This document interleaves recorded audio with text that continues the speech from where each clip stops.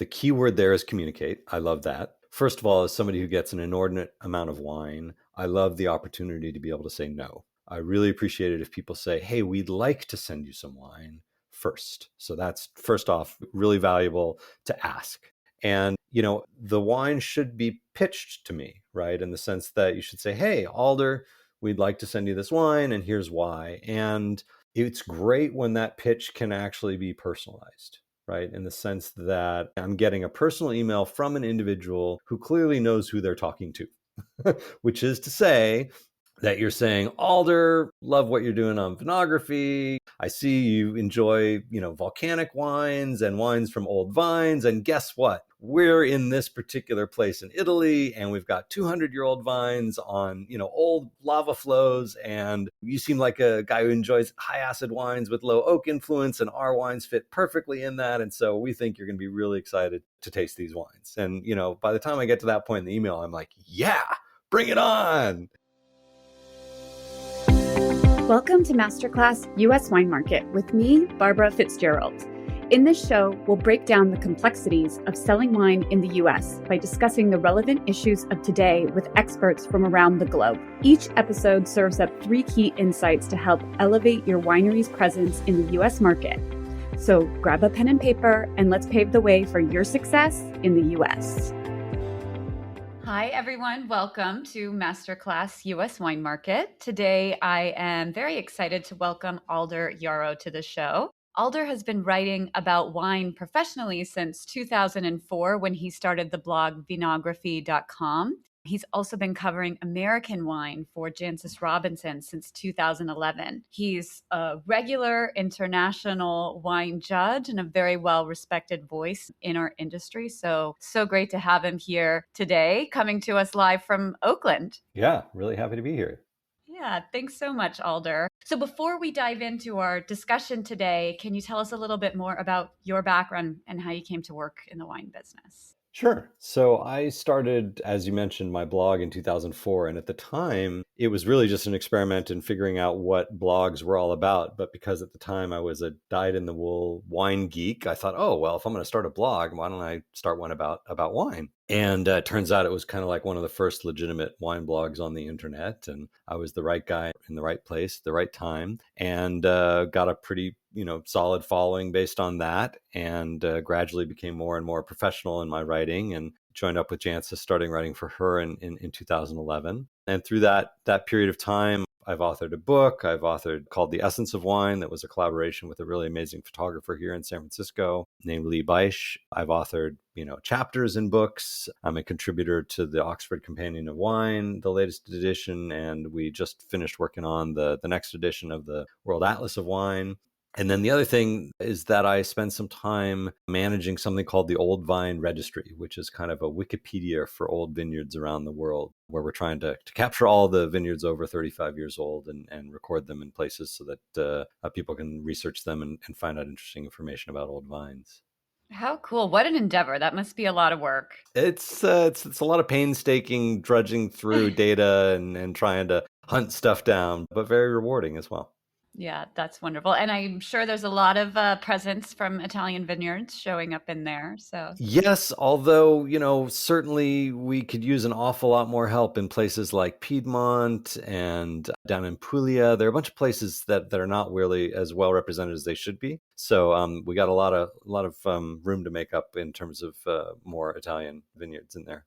all right. Well, good to know. Good to put it out there into the Italian universe. Yep. It's free. There's an easy way to submit on the website. Send me your old vines. Amazing. Amazing. Well, today, it's incredibly valuable for us to hear directly from the people writing about wine, critics, journalists, not just about what they want to taste, but how they expect also the process to work behind the scenes. And of course, they have their own very sharp firsthand insights into the consumers that they are writing for. So with that perspective in mind, our 3 key takeaways for this episode and what we're looking forward to discussing with you, Alder, are number 1, what is a smooth review process? And it begins long before the critic opens the bottle. So we'll talk about the details that matter, maybe a lot more than producers realize. Number 2, what do critics value? It's clarity, context, honesty, and the way a producer communicates can really elevate or, on the flip side, obscure the wine itself. And then number three, understanding what resonates with American consumers in a way that gives producers a strategic advantage, because you, as a critic, see these shifts often before even the market catches up. Absolutely. How we're going to fit all that into 1 hour, I got no idea, but Yeah. it's all really good topics. We're going to give it our best effort. Well, let's start right at the beginning. Number one. So, getting international wine successfully reviewed by American journalists. So, kind of right off the bat, what are some of the most common logistical or compliance issues you see when producers are trying to send their wines for review?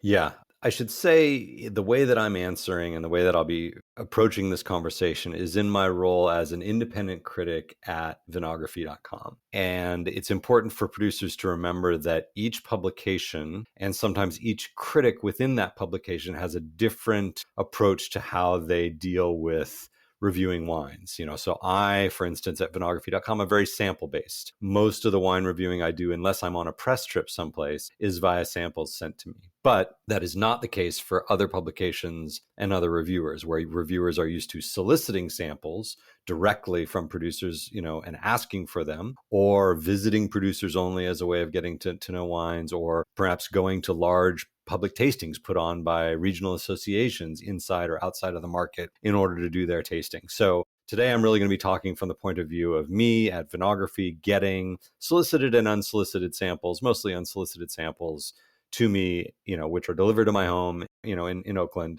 and how I deal with that. So in that situation, it's really, really important for producers to understand, and not all of them do, that it is illegal for an individual in the United States to receive a shipment of alcohol across US borders. In order to do that, you have to have an import license. And so what this means is that oftentimes producers will send me bottles of wine, and I will get an email from FedEx or UPS saying, "Hello, Mr. Yarrow. Please provide us with the information about your import license so that we can get you this shipment of wine that you've ordered. And by the way, you owe us $45 in import duties for this wine that's just been sent to you." And I can't answer that email or that letter, and that wine either gets destroyed or sent back to the producer. So sending wine directly to a journalist or a critic like myself from abroad is very, very tricky and technically illegal. Sometimes does it get through? Yes. On occasion, things that are not clearly wine, things that might have been labeled as olive oil. I wouldn't recommend this in any circumstance, and I'm certainly not counseling anybody to break the law, but sometimes bottles will get through, but more often than not, they do not. And so my counsel to people, if they bother asking, before they send wine to me, is to just have your importer send it to me, either whether that's stock that's already cleared customs and is in the country, or if you want to, deliver it directly to your importer with the idea that the importer sends it along to me, fine. Of course, not everybody has an importer. And so then, I'll be honest, I don't actually fully understand what is required, but I believe it's working with a customs broker to essentially pay the import duties on your side of the ocean and arrange all the paperwork and stuff like that so that it can clear customs effectively and get to me without one of those nasty emails from one of the carriers asking me for money, which I, don't never like to get. So it's complicated. I apologize on behalf of, my country and the 50 sub-countries that are represented by each of the individual states in which, you may be shipping wine, but it's not simple. And it really makes sense to do your homework before you ship a bunch of wine to somebody like me. Yeah. And you are, though, willing to review wines that are not yet in the American market. So somebody that doesn't yet have an importer. I do. I love the opportunity to share with my readers information about a producer in wines that might not be here. And I know, this isn't my goal, and it's not an attempt to be braggadocious in any way, but there are times where I've reviewed something and that's helped somebody get an importer. And I think that's great. So I'm really happy to do that. And it's fun for me to taste things that I wouldn't normally get access to taste. Very good to know. So how do you prefer producers communicate with you then throughout the entire process, beginning, middle, end? Yeah. Well, the key word there is communicate. I love that. First of all, as somebody who gets an inordinate amount of wine, I love the opportunity to be able to say no. So I really appreciate it if people say, hey, we'd like to send you some wine first. So that's first off, really, really valuable to ask. Second of all, I love to hear from the individual producer and to have it be a personal note, right? Rather than necessarily their publicist or somebody like that. It's fine. I realize that some wineries are busy and they have publicists for a reason, and it's okay for a PR person or a marketing person to reach out. But there's nothing better than hearing from the producer themselves. And the wine should be pitched to me, right? In the sense that you should say, "Hey, Alder, we'd like to send you this wine, and here's why." And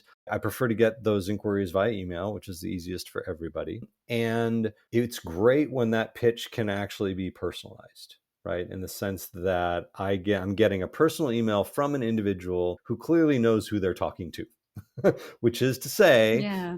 that you're saying, Alder, love what you're doing on Vinography. I see you enjoy, volcanic wines and wines from old vines. And guess what? We're in this particular place in Italy, and we've got 200-year-old vines on, old, lava flows. And, you seem like a guy who enjoys high acid wines with low oak influence, and our wines fit perfectly in that. And so we think you're going to be really excited to taste these wines. And, by the time I get to that point in the email, I'm like, yeah, bring it on.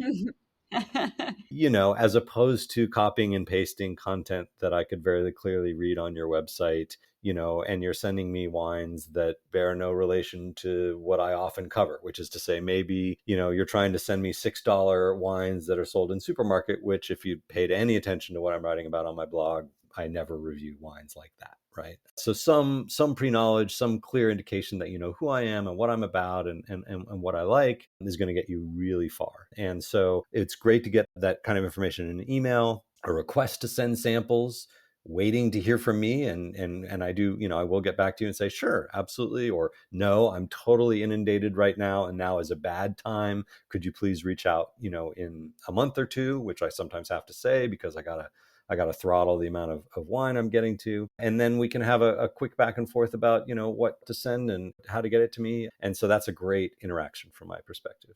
Yeah, absolutely. And maybe, like you said, that pre-interaction allows somebody that doesn't have, their own importer or even somebody with an importer to make sure they understands the compliance piece. So you avoid that demand for duties and tariffs. For sure. I'm not in a position to be able to give really concrete and specific advice about what exactly is required on the other end of the pond. But absolutely, I certainly can emphasize that, hey, by the way, you really should Yeah. have your importer handle this. Or if you don't have an importer, you should find a way to make sure that I don't get stuck with a bill. So you did mention that you have had some experience with, a wine you're writing about, reviewing, then able to find representation in the US based on your review. Can you share like a standout story of that? And you don't even have to name a specific name if you don't want to, but It's often quite after the fact, right? These things don't happen overnight, of course. right. But I've had people email me and say, hey, we really appreciated the review, last September, and just wanted to let you know that we now have an importer, and blah, blah, blah. And we feel like yours was a small piece of, helping us get to that point. So thank you, right? So people have said that before. But in terms of stories, I had a sort of a textbook like good experience recently with a producer from Northern Piemonte who first just wrote me a quick little note on my email contact saying, hey, Alder, I'd be really interested in telling you about my winery and sending you some samples. How would I do that? And so I responded to that saying, hey, great, here's how it works. And I sent that producer a PDF that I have, which is just sort of like a set of instructions for if you want to send Alder samples, right? Which includes a thing about international wineries and compliance and stuff like that. Anyway, so then this producer didn't just turn around and send me samples. He said, okay, well, here, this is what I'm all about. I'm kind of a one-man guy. I started a winery in my hometown. I noticed you're excited about old vines, and I've got some really cool old vine wines from maybe not standard grape varieties. And of course, this is already going like, oh, this is cool. This is cool. And it was clearly a personal, passionate email. And I realize not everybody speaks enough English to be able to, to pull this off. And so that's okay. I can read through, bad English or Google translated English or ChatGPT translated Italian, whatever, right? But, it was sort of like, this is what I'm about. I'm really excited about this. This is what I've been doing. Here's a little bit about the history. These are the wines that I think I want to send you. What do you think? Right? And I got to the end of that email and I was like, yeah, man, this is great. Send me those wines. Then he said, okay, great. Actually, I have an importer and I'm going to put you in contact with him to arrange for him to get you some samples. And actually that actually broke down a little bit. So he put me in contact with the importer. I emailed the importer, said, hey, this producer just said that he wants you to send me some wines. I'm just sending you the information about how to get me samples. And then that was it. And then 2 months later, I get an email from the producer saying, hey, just wanted to make sure you got the wines okay. And I was able to say, actually, your importer never responded to my email. So I don't know. I never got your wines. And of course, he was horrified. And he was like, okay, I'm going to fix this right away. And then, 4 weeks later, some wines showed up. He had read my guideline document. And so he emailed me a set of text sheets about the wines so I could have them digitally. And then I was able to taste the wines, sort of on my tasting schedule and reviewed the ones that I liked. And then afterwards, he saw those reviews and wrote me a really nice email saying, God, thanks. Really glad you like the wines. You seem to understand what I'm all about. This has been a fabulous thing. I'm so excited. Right. And that was a great experience. That's wonderful. So it sounds like, as you mentioned, every publication, every reviewer, even within publications, is a little different, but your process is very collaborative, it sounds like. It can be. It doesn't have to be, right? Most of the time, it's, hey, can we send you some wine? I say yes. The wine shows up, and then I review it or I don't. In this case, it was more personal, and that was great because it was genuine and filled with information and exchange that was valuable to me. Not everybody's going to be able to do that or have the time to do that, but that was a perfect example of like things going, with the exception of the importer who kind of dropped the ball, things going, exactly right. Yeah. And what would you say, I understand it may not be the same all the time, but what is your general time frame from like the moment you receive wine to publishing something about it?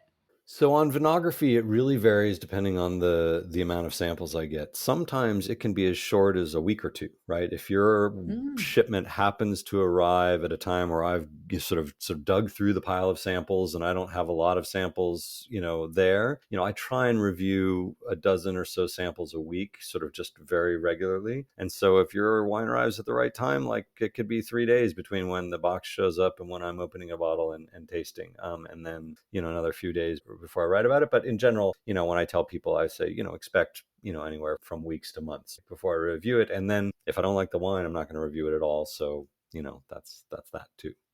Mm-hmm. If it's just not your style, there's no kind of back end communication. It's just kind of. I get so many samples and deal with so much communication that I absolutely cannot provide feedback to people other than what I've written. Yeah. And my number one pet peeve is people who email me and ask me if I've actually just gotten the wines, which, that's why tracking numbers exist. And if FedEx says that it was delivered to the address that you sent it to, then I got the wine. So please don't email me asking if I've gotten the wines. But yeah, it varies. So I can't give feedback. And, sometimes I just don't like the wines. And I'm sure you'd rather have me not say anything than say something bad. Yes. Maybe someday soon AI will be able to like create, an inbox rule where if the subject of the email is this, automatically send this response. So you don't have to worry about. We're probably not far from that, to be honest. Yeah, exactly. Well, let's talk a little bit more about this kind of idea of clarity and context. So you've touched on this a little bit, but what information really helps you evaluate a wine more fairly and more deeply? So there's kind of two sides to this coin. On the one hand, I try to just taste the wine and let the wine speak to me. And I always try and evaluate a wine on its own merits. which is to say that it's not important for me to know like how much the wine costs or, the specific élevage when I'm in that moment of tasting. It's after that moment of tasting where I want to fill in some details around the wines for my reader, or I've got questions about the wine based on what I tasted, where good technical information is very helpful. I always recommend that producers send me text sheets about the wines so that I can reference them in my write-up and I can use them to answer my own questions, right? So if I taste a wine and I'm like, whoa, I'm really getting hit over the head with the oak in this wine, I like to have something I can reference to see, what the élevage was, what percentage of new oak, how long it stayed there, what have you, to be able to sort of put two and two together and say, oh, okay, I see. This has got a pretty big oak component because it was aged in 100% new oak for, X number of months or whatever. But beyond that technical information, which can be helpful, and that I like to include a little bit of when I review the wines, sometimes it's useful, especially in old world appellations like Italy, to give me just a little bit more information about the place. So I'm pretty familiar with Italian wines, but that doesn't mean necessarily that I know specifically in your Chianti Classico like what percentage of grapes you're using, right? Or whether you've got any Canaiolo in your wine or anything like that, right? So giving you some information which isn't always available on labels, as we know, especially in certain denominations, that's quite useful. And sometimes it saves me the trouble of like, okay, right, well, so this is a Toscana Rosso, right? Well, so who knows what the hell it's got in it, right? So I got to go onto the website and find the producer's website, which hopefully is good enough, and has enough information, but not always to let me figure out, oh, is this a Cabernet? Is this a Sangiovese Merlot blend? Like, what is this, right? So I do like to know that, especially if it's not obvious by the strict denomination, DOC, DOCG status of the wine, exactly what it is. So that's really helpful. And then beyond that, it's great to get, before I taste or available with the wine, some background on sort of the nature of the place that it comes from. And by that, I don't mean just like, is this, from Brunello, but we're a biodynamically farmed estate in Montalcino. And, we've got these kind of special soils that are not typical for the region. We farm this many hectares with our horses and our sheep or whatever, or information about the, the family and the people producing the wines, how long they've been in business, how many generations they've been making wine. Those things people tend to overemphasize. They're not so important to me, especially if the wine's not great, but they're a useful background and information to have. And, when I'm reviewing samples, I like to include a bit of information about the producers. So easy access to, I'm the fifth generation winemaker and we've been making wine in the same town for 120 years and blah, blah, blah, that sort of thing. Yeah. I appreciate that you called that out, because one of my questions was, what do producers sometimes overemphasize that isn't as important as they might think? So it's good to know, as much as, a personal history means everything to the person that it belongs to, maybe just, 1 to 2 sentences will suffice for your needs. Yeah. And I mean, it depends on what that history is. I mean, sometimes that history is fascinating, right? Which is like, through the travails of history and ups and downs. And, the state was stolen away from us in the war and we finally bought it back. Or, I mean, there's lots of great stories there. And stories are what make wine, meaningful and memorable. That's, and that's why I tell stories and I love to hear stories about wine. But the standard marketing schmarketing of, that would go on a website or that I could just read on the website, is not so important. The fact that you've been making wine for 5 generations isn't of itself going to influence my review in any way. And it's not important to me, except insofar as, wow, these wines are really good and they're very place, driven. And so, maybe these people have figured something out in 5 generations, but that shouldn't be what you lead with. And honestly, that's much less important to me personally than, we've been biodynamic for 15 years and, we don't have tractors in the vineyards. We use only horses and we're run completely on solar power and, we don't use any new oak and the wine's named after my dead dog, who was my best friend as a kid. I don't know. Yeah.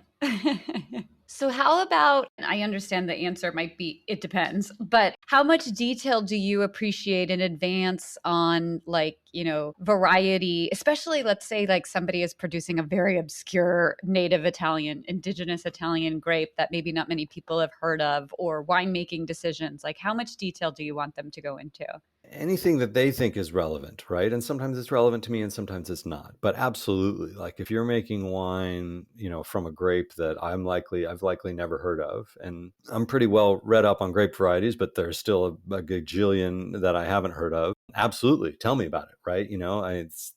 I've rescued the only variety, the only set of vines that grow this variety in my region, and I'm slowly coaxing it back to life. And I started with 7 plants, and now I have zero 0.1 hectare. That's a great story. I would absolutely love to hear that, and especially for varieties that I'm totally unfamiliar with, knowing kind of what they're all about, and to the extent that you can share their history and anything about them. I don't need you to tell me how the wine tastes. I can figure that out on my own, right? But it's good to know that. And then winemaking basics matter. I always love to know if a wine has been made with native or ambient yeasts, or commercial yeasts, right? I like to know if it's whole cluster fermentation or if it's destemmed before you made it. So those basics of winemaking, things that would normally go in a text sheet, I'd love to get. So that information is very helpful. It doesn't, as I said, usually significantly color my professional opinion about a wine, but it will absolutely influence what I say about it, because I like to tell my readers, sort of why a wine tastes the way it does if I know. Yeah. You touched on this a little bit earlier when you mentioned that you don't necessarily look at the price beforehand, but how much are you at all at any point in your own writing, factoring in the price to value? Well, so I'll just be clear. So I receive a bunch of wines. Sometimes they have text sheets with them, or sometimes I've got an email with the text sheets. Those wines sort of go in a corner of my cellar. I throw them in a box and carry them upstairs, stick them on the table, and just taste them. And oftentimes I'll group them in sort of like groups if it's easy for me to do that. And I'll taste through them, and I won't have read anything that anybody's sent me before I do that. So maybe I'll turn the bottle around and see what's written on the back of the bottle in the moment of tasting, but beyond that, that's all I'm doing. So the first thing and only thing I'm doing is I'm evaluating the wine on its own merits, giving it a score, writing a tasting note. Then, if it's a wine that's good enough for me to review, when I go to review that wine, I'm sorry, in there sometimes, if I happen to remember that the producer has sent me text sheets after I've written the tasting note and made the score, I will pull up the text sheet and write in some of the things about the wine's élevage, or whether it was made with ambient yeasts, or what the varietal composition is in that moment. But usually I'm looking at the text sheets and any information, including the score, after the fact. So I've already given the wine a score, and I've already evaluated it, and I've decided to write about it. And then, and only then, sometimes even just in the moment before I'm publishing, I'm going to find out how much the wine costs. And I do that usually by using Wine Searcher, because, especially when I'm getting wine from abroad, most people don't Yeah. know how much it's going to cost in the United States, or they may have a suggested retail price, but that can vary wildly from what it actually does cost, unfortunately, I'm sure, to much producers' chagrin, in the marketplace. So I'm going out to Wine Searcher just before I publish the article and writing in what the average cost of that wine is in the US market. So I've done everything and written everything and had everything to say about the wine before I even know how much it costs. In Okay. that moment, if I've given the wine, 9.5 out of 10, and I see that it's available on Wine Searcher for $20, you can bet I'm going to be right. Oh my God, this wine's a fantastic value. You can run out, run Yes. and buy it. But that's the extent of it. And of course, there are wines that they arrive and I know how much they cost, right? A Yes. bottle of Sassicaia shows up, like, yeah, I know that's a pricey wine. But Yeah, yeah, yeah. because I don't taste blind, but other than that, that's kind of how pricing and that extra information plays into the process for me. Right. So not necessarily informing the way you review the wine, but definitely important details to add to your writing. For sure. And I can't tell you how much I love falling in love with a wine and then finding out it's only $25, right? I mean, Yes. I love it, and my readers love it. They're like, fantastic, Yes. great, off we go to buy. So I have for my own personal curiosity even, but are you ever tasting wines kind of like in context? Are you ever like, made this like killer dish from Tuscany. I'm going to open, 3 or 4 Chianti Classico right now and see.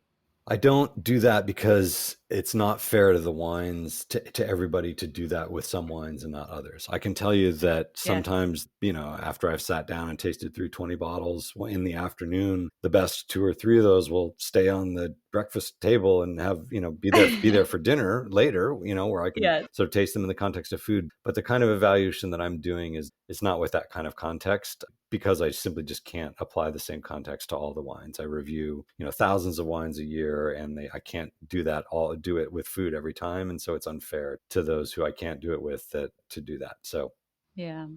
That is very true, very fair. It would be nice, right, to have time to have 1,000 meals. look, or even be able to just review, 100 wines a year, each one over the course of 3 hours with an amazing meal. But, Yeah. I wouldn't have much readership if I did that. I might enjoy my life Yeah. better, but that's a pretty cushy critical job if you can get it, right? Yeah, all about balance. Well, let's talk a little bit now about our third takeaway, which is how critics can really serve as conduit to consumers. So, from your unique vantage point, and specifically talking about Italian wines, what styles, regions, attributes are American consumers really most interested in right now? Well, I think Italy has been on the rise for a long time. I mean, of course, Italian wine has been, one of the favorite categories of wine for Americans in general. Italian food, Italian wine, like there's just some affinity that America has for Italy that's very strong, and I think kind of long enduring, and will always be there.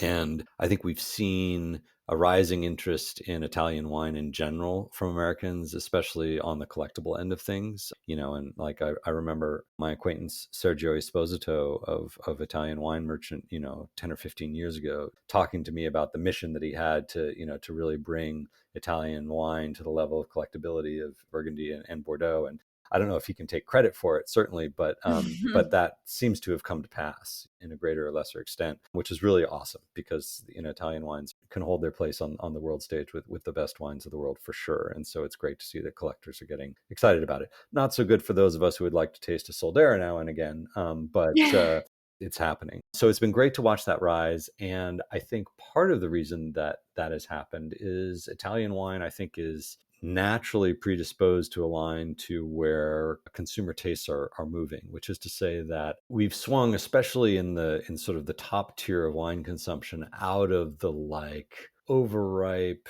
big oak, gotta be Cabernet universe of wine consumption into a much more diverse, interested in diversity, interested in balance, and interested in things other than the typical or the expected. And of course, Italy, excels in all of those areas, right? The most number of indigenous grape varieties of any country on the planet, right? The incredible number of wine regions with an amazing diversity of wine styles, typically higher acid wine for the most part, although it's tough to generalize completely, but in general, often higher acid wines made with maybe, and it varies, slightly less new oak influence, more balance, flavors that aren't just ripe fruit. And I think in the curious, diversity oriented sort of people who are interested in wines being refreshing and exciting in addition to profound, Italy knocks it out of the park, right? Whether that's, the Etna Rossos and Etna Biancos from Sicily, or bracing whites from Liguria, or, the sort of the lightning that we're seeing of Brunello di Montalcino, with a return to sort of Bate and lighter levels of extraction among a bunch of top producers. And so, I think there's a lot going on in the zeitgeist of American wine appreciation, especially among collectors and wine lovers, that matches perfectly with what Italy has frankly been doing for decades. Yeah, absolutely. From where you sit, your expert opinion, we are seeing this, as you mentioned, the American culture has had a love affair with many things Italian for a very long time. I don't see that changing anytime soon, but there is a growing appreciation, especially among younger demographics, of other types of cuisine. Asian cuisines, Mexican cuisine. Is Italian wine, do you think it still plays a role in these kind of food affinities? Well, I mean, we both know that the diversity of Italian wine means that, you can find an Italian wine to go with anything on the planet, from sushi to anything else, right? And so certainly Italian wine is far better placed to do that than some other, wine regions in the world that are more monolithic in terms of what they produce. With the exception of maybe some Graves Blanc, you're not going to be seeing a lot of Bordeaux drunk at sushi bars, except by people who want to show off that they drink Bordeaux wherever they go, right? And there are people like that, right? But so certainly Italian wine is well poised to go with a much wider variety of foods. Is Italian wine the first thing that people think of when they want to match wine to those foods? I don't know. Right. So, but to the extent that somebody is familiar with Italian wine and is a lover of Italian wine, you want to go have sushi, well, you go grab your Franciacorta, right? Or your Soave or something like that. You want to go have a big steak, well, of course, there's all of Tuscany to help you out with that, right? You want to go have seafood, well, you've got Liguria and you've got Costa d'Amalfi and, the wines of Ischia, to go with your seafood or whatever, Yeah. right? So there's plenty to go there. How Italy would really try and better position itself to do that, I don't know necessarily, but the diversity is there for sure, and that's the most important thing. Yeah, I agree with you completely. I wanted to hear it from you. You've mentioned some styles of wines which are really holding their own now from Italy, like Brunello and the wines of Etna, for example. But what are some stories when we talk about storytelling and the importance of it? But then we're also always trying to tell the producer, like, don't be too complex and make this interesting, make this unique. So, what are some interesting stories that are gaining traction that maybe producers aren't even aware of yet? Well, I think, white wine is a story these days, right? Like we've seen a rising interest in white wine and a dropping interest in red. And so I have to imagine that there are regions, Etna's a classic one, right? Like anyone ever used to talk about was Etna Rosso. And all of a sudden, Caricante is the thing. And Etna Bianco is like, everybody wants Etna Bianco, right? So there are regions now that are able to tell stories that they couldn't before with white wines. And so I think that's quite interesting. Some of those stories are more compelling than others, right? So, because they've got a tradition and a history behind them, right? So I don't want to hear so much about Tuscan Chardonnay, really. I mean, there's some great Chardonnays Totally. made in Tuscany, right? But talk to me about Vernaccia di San Gimignano, right? Like, there's a wine. You've been making it for years. It's awesome. Like, more people should know about that.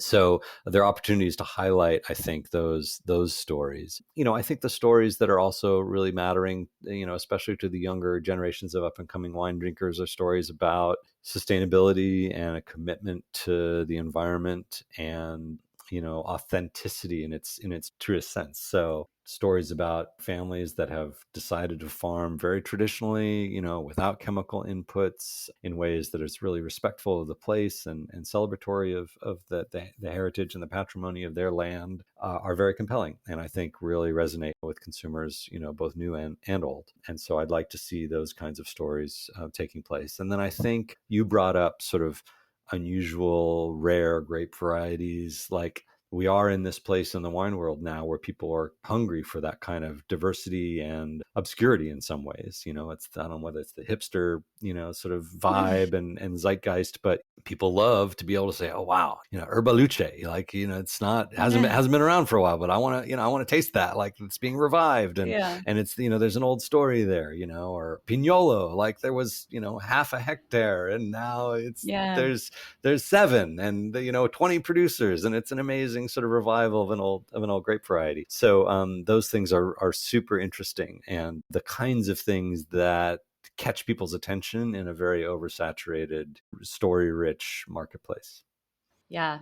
I think those are such great call outs. The whites especially. I mean, I always have to give the disclaimer. I am so biased, but the whites that come out of Italy are some of the most it's like the most interesting category of white wines, I think, really from any one particular region. Maybe just because of the breadth of the diversity. For sure. And undersung as well, Italian rosé, right? Like I'm Yes. constantly telling people, go to Salento Rosé. Like if you want just a total bang for your buck, go get a $15 Yes. bottle of wine from Salento and it is going to rock your pink world. Yes. I have to say the same also about Italian sparkling wines. Like Franciacorta, beautiful. The price is a little bit more similar to champagne, but talking about like Trento Doc or something like that, it's like $25 and you got a great bottle of sparkling wine. For sure. That's definitely a place that I think American consumers are much less familiar with. I think that, the most wine lovers have heard of Franciacorta and maybe some Trento Doc, but there's so much other sparkling wine, apart from Prosecco, which everybody knows about and is oversaturated. And now Yes. people can't distinguish the good stuff from the bad stuff. So that's its own problem and challenge, right? But, there's so much other sparkling wine made in Italy that most people don't know about. That's definitely an area of opportunity. Yeah. Okay. Sorry. We could go down this kind of geeky rabbit hole for quite some time. So I guess we should bring it back. But what are your readers specifically? What are the things that get the most hits, the most traction? What kind of stories do they like the most? People like stories of authenticity in the ways that I've described. In some ways, it's not so much what my readers like that I can tell you is what I can tell you is what I get excited about. And the more I get excited about something, the longer and deeper I'm likely to talk about it. And the more attention that's likely to get in the press in a way. So I find myself gravitating towards acid driven, low intervention, but not natural necessarily. Wines made from terroirs that speak really distinctly through the wines. Big sucker for volcanic wines, but I'll drink wine from limestone all day long as well, and everything in between. But, wines that really speak of their place and that are made with great sort of integrity and intention.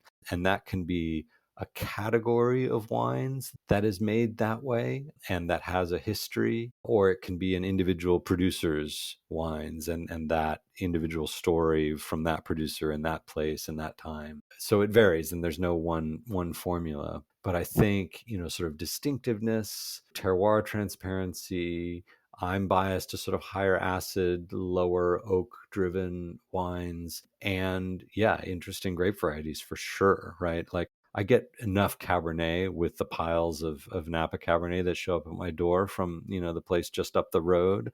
Like I'm less interested in tasting, Tuscan Cabernet as I am some odd Calabrian grape that some producer has decided to farm and try and make a really fine wine out of, for years having been made as a just, sort of a paisana kind of wine, or something like that.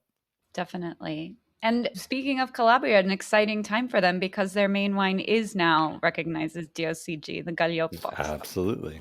Congratulations, Calabria. My dog has decided she wants in on the conversation. Hold on, I got to let her in. No problem. No problem. Okay, you want to come in?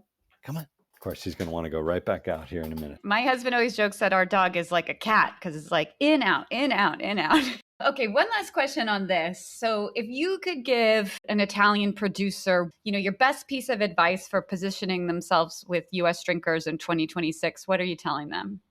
I'm telling them to choose a wine in their portfolio that represents freshness, diversity, authenticity, and something that is less expected.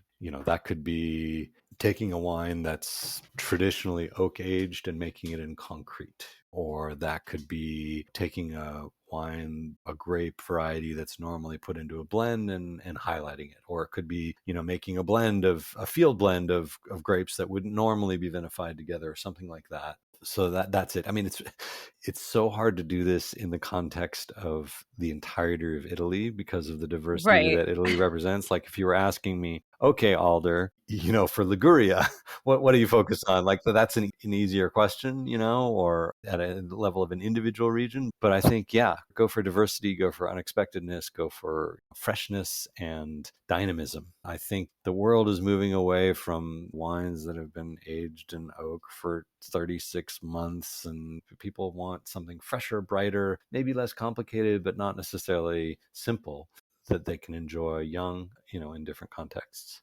Yeah, that's great advice. I love the idea of surprise somebody, surprise and delight. We say this all the time in marketing. Like, how are you going to surprise and delight the recipient of your marketing? It's the same thing with the wine you're delivering. For sure.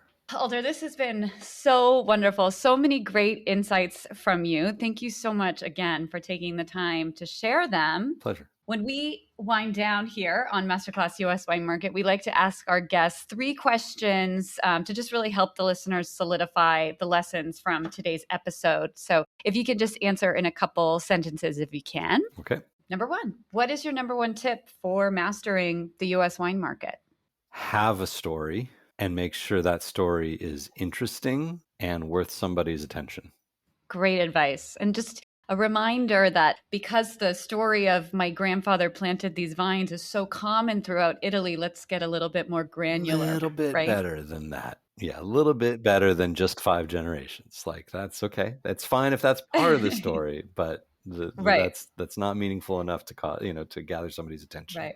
Great piece of advice. Number 2, what is something you would have told your younger professional self about working in the US wine industry? Well, I certainly would have told myself very early on, don't ever expect to make a living at this.